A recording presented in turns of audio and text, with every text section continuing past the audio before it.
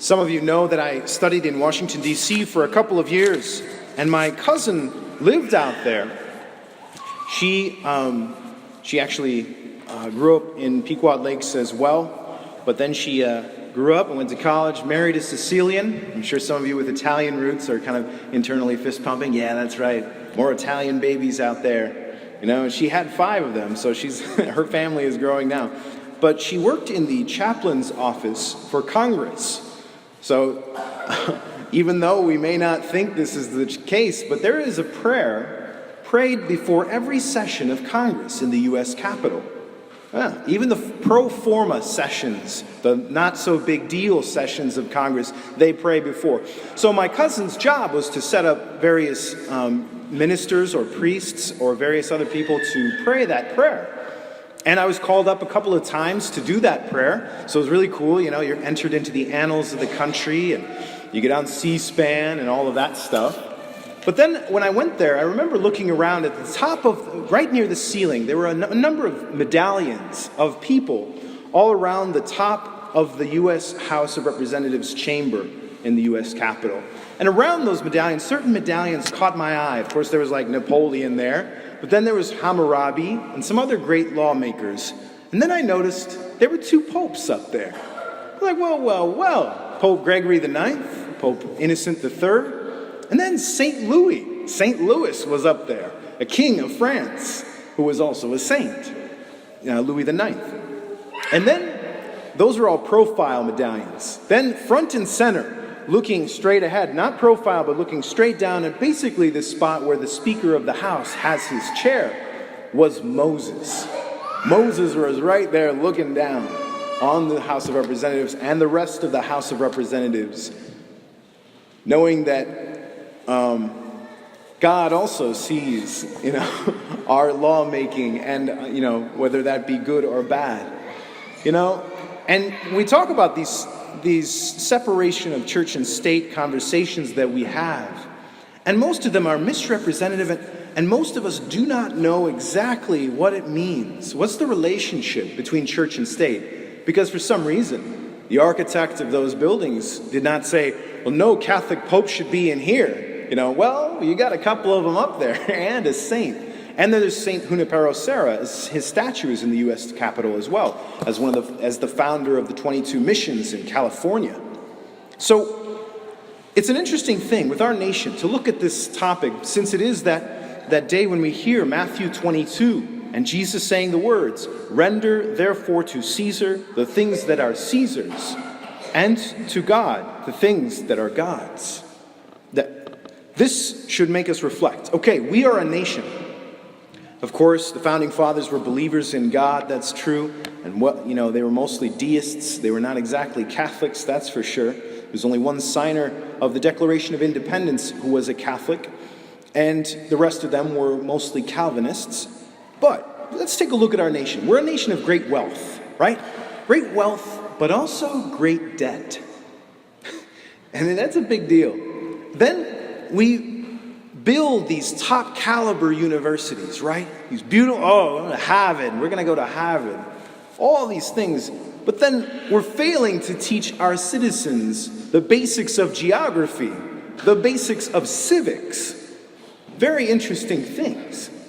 If this is the case, then there's a strange, also in the same breath, there's developing this odd split of our private spiritual life and our civic duties to society.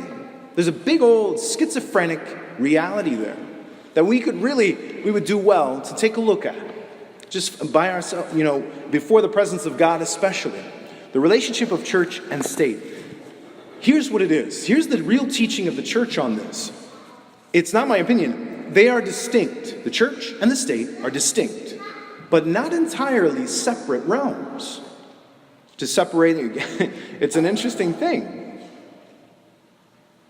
The relationship entails not only a distinction without separation, but a union without confusion.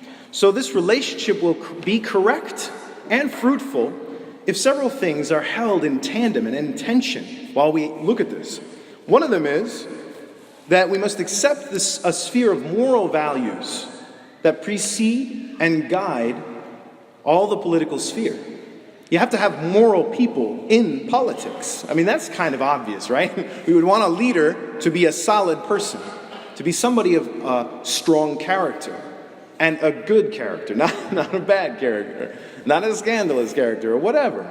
We want the good people up there in leadership, because we look at them, and often our leaders show us what we have become.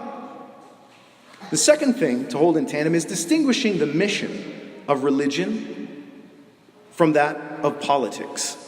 What's the mission? The nature and aim of the church and state are very different. The church, her aim was given by Christ, right? That apostolic mandate, go therefore and make disciples of all nations, baptizing them in the name of the Father and of the Son and of the Holy Spirit. With her teaching in apostolic, this is page 6 of 10, just to let you know. Just kidding. For those of you watching me shuffle my papers. Yeah, this is the young mind getting off track. With her teaching and apostolic activity, the church contributes to the right ordering of temporal realities. She's there to help order temporal matters, the matters of the world, so that she may help men and women attain their ultimate end and not lead them astray. The means the church employs are primarily spiritual. She administers the sacraments. She preaches the gospel. She forms people in praying to God. Then she also needs, of course, material means to bring this mission about. But then, if you take a look at it, the aim of the state is a little distinct from that. It's aimed at the earthly common good of society, right? And this good is not only material, but it's also spiritual, if we look at it closely. It's not just providing for people, but there's more. There's certain things in progress that actually require not just material goods, but goods of a spiritual nature, like peace, justice, freedom, security. These are not material realities, right? This is an order, right order of society. And a good society, as Dorothy Day had kind of pointed out, a good society is where it's easy for you to be good. Now, do we have one of those? I'm not sure. I think we need to work towards that more. And we need examples to spur us on. And I want to point out St. Thomas More as a great example of this. St. Thomas More, well-educated man, brought up in great schools, and he was a married man with 4 children from his first marriage, and his first wife died at 23. Then he married his second wife 5 weeks later. Whoa! But this is, the 1500s England, so he's like, my children deserve, a mother. So he went to, one of the members of nobility and said, I hear your daughter is available. And he married Alice Middleton, eventually, who was a widow with 1 child. So then there were 5 children. He was married, a lawyer, and basically a member of the cabinet of Henry VIII, King Henry VIII. So he was in a high-powered position. But he did not fear to lose that position. He did not fear it. He did not fear to lose his security. He stuck to the truth, because in the end, he was made Lord Chancellor of England, basically somebody who handles different affairs between church and state. Henry VIII was a friend of his. The king was a friend of St. Thomas More. And St. Thomas More was given this job because of the friendship, because he knew that maybe Thomas More would get him what he wanted, because he wanted an annulment, and he wanted it 2 weeks ago. And the last Lord Chancellor didn't give it to him. There was a cardinal, and he didn't give it to him. He said, no, you're still married to that first woman.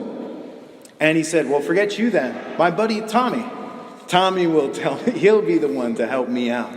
So he appointed St. Thomas More in this position. And St. Thomas More, we know the rest of the story. The king did not wait for any decision. He declared himself head of the church. And this is the beginning of the Anglican Church, where they split with Rome. And the king, and even still today, the queen is actually the head of the Anglican Church. If you look at kind of how it works, it's interesting stuff. But the king, King Henry VIII, married Anne Boleyn and left his former wife basically left her behind, Catherine of Aragon. And Anne Boleyn was crowned in the year 1533, and St. Thomas More did not attend the ceremony. He did not attend that coronation ceremony. And then he was accused and tried in the same rooms that he learned law as a boy. It's an interesting thing to think about St. Thomas More going into these places where he had learned law. He looked around and he's just like, wow, I'm on the other side of the bench. And he stuck to it, and he used the moments to talk about the indissolubility of marriage, the strength of that bond, and the freedom of the church from control by the state. And he spent 15 months in the Tower of London in prison, where he was visited by his wife to convince him to acquiesce and tell the king, you're right, and sign the documents. But he said, no, my dear wife, I will not. I know God sees all of my actions, and I must be true to myself and keep that integrity. And he stuck to it. And he even watched with his daughter as the Carthusian monks, who also refused this, went to their deaths. And he lived with some of those same monks when he was a boy for a number of 8 months, I think. He knew their names. He knew where they were going. And he watched. And he said, that's where I will be with Bishop St. John Fisher as well in a few days. And he did. And he's died with these words on his lips. I die the king's faithful servant. I care about temporal realities. I want them to go well. I am the king's faithful servant, but I die God's first. And that is who I want to be faithful to above all things.